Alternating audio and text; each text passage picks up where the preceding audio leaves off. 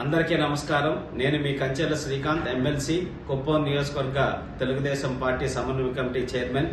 ఈ ఆదివారం అనగా 28/4/2024 ఉదయం 9:30కు సైనిక్ వెల్ఫేర్ సెంటర్ రామ్మూర్తి నగర్లో కుప్పం నియోజకవర్గ ప్రజలు ఎవరైతే బెంగళూరులో ఉన్నారో వాళ్ళందరితో ఆత్మీయ సమావేశం ఏర్పాటు చేయడం జరుగుతోంది.